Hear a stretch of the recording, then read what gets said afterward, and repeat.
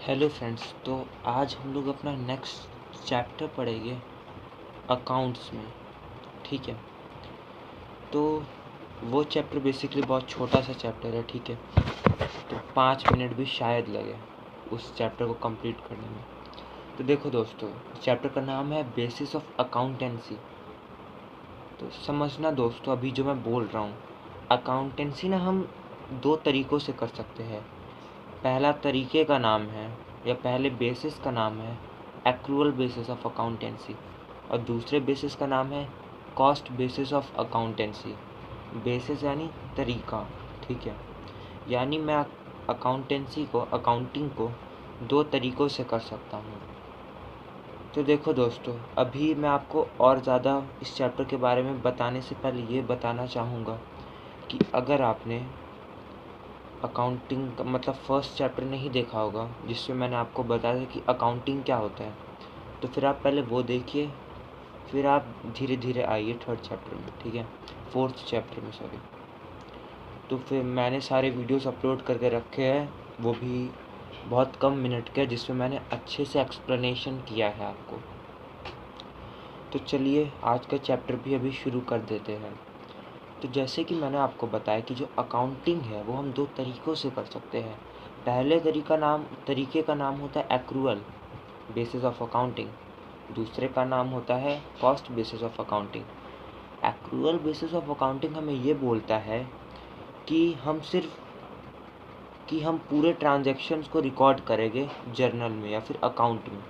ठीक है, लेकिन कॉस्ट बेसिस ऑफ अकाउंटिंग ये कहता है कि हम वही ट्रांजैक्शंस को रिकॉर्ड करेंगे जिसमें हमें कॉस्ट मिलेगा। ठीक है, अब समझाता हूँ आपको इसका मतलब क्या है। तो देखो दोस्तों, हर ट्रांजैक्शन में कभी कभार कॉस्ट नहीं मिलता।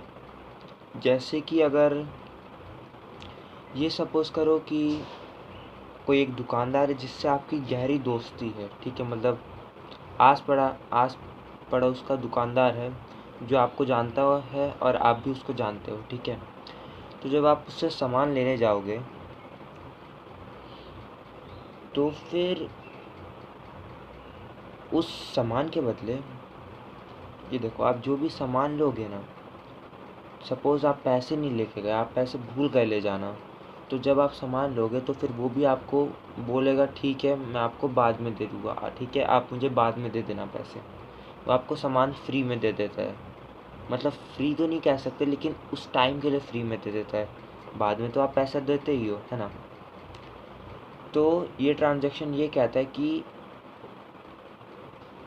कॉस्ट ट्रांजैक्शन हमें ये बताता है कि हम सिर्फ वही ट्रांजैक्शन को रिकॉर्ड करते हैं जो पैसे में हुआ हो। तो जो भी मैंने आपको ये ट्रांजैक्शन बताया वो तो पैसे में नहीं हुआ, उस दुकानदार को पैसे तो नहीं मिले। तो ये कॉस्ट ट्रांजैक्शन ऐसे ट्रांजैक्शंस को रिकॉर्ड नहीं करता। ठीक है, वो ये बोलता है कि हम ऐसे ट्रांजैक्शंस को अपनी जर्नल में या फिर अपने अकाउंट में रिकॉर्ड नहीं करेंगे। तो ये कॉस्ट ट्रांजैक्शन कहता है, और जबकि एक्रूअल ट्रांजैक्शन ये बोलता है कि हम सब कुछ रिकॉर्ड करेंगे। ठीक है दोस्तों, और ये हमने अभी देखा। ठीक है, और जबकि एक्रूअल बेसिस ऑफ अकाउंटिंग हमें ये बोलता है कि वो हर ट्रांजैक्शन को रिकॉर्ड करेगा। ठीक है, चाहे पैसे मिले या ना मिले हो। ठीक है दोस्तों, तो फिर जो एक्रूअल मेथड होगा ना, फिर जो आप एक्रूअल बेसिस ऑफ अकाउंटिंग से जो आप अकाउंटिंग करोगे, है ना, तो फिर जो आप उसका रिज़ल्ट निकालोगे, यानी कि जब आप उसका प्रॉफिट निकालोगे तो उसका प्रॉफिट एक्यूरेट आएगा, ज़्यादा एक्यूरेट आएगा। ठीक है, गलत थोड़ा बहुत इसमें हो सकता है। अब क्यों हो सकता है ये मैं आपको बताता हूँ। क्योंकि कई दुकानदार क्या होते हैं, वो ट्रांजैक्शन को लिखते तो है लेकिन वो साथ साथ में पैसे भी लिख देते हैं कि ठीक है इस बंदे ने मुझे पैसे दे दिया है, जबकि उसने दिया नहीं होता। ठीक है दोस्तों, और कई दुकानदार उसको नोट डाउन करते हैं कि हाँ इस बंदे ने मुझे पैसे नहीं दिए। ठीक है, तो आप आसान भाषा में आप बस इतना समझो कि ये इतना एक्यूरेट नहीं होता, लेकिन कॉस्ट बेसिस ऑफ अकाउंटिंग से ज़्यादा एक्यूरेट होता है। क्योंकि कॉस्ट बेसिस ऑफ अकाउंटिंग में तो आप अपना पूरा ट्रांजैक्शन भी अच्छे से नहीं लिखे, है ना। इसके वजह से cost basis of accounting accurate नहीं होता, और इसमें हम लोग इसमें हम लोग विश्वास भी नहीं कर सकते कॉस्ट बेसिस ऑफ अकाउंटिंग में। और जबकि एक्रूअल बेसिस ऑफ अकाउंटिंग में हम विश्वास कर सकते हैं, यानी कि रिलायबल होता है। और साथ ही साथ में कंपनीज एक्ट 2013 में ये जो बेसिस ऑफ अकाउंटिंग है, यानी जो एक्रूअल बेसिस ऑफ अकाउंटिंग है, उसको एग्री किया था, ठीक है,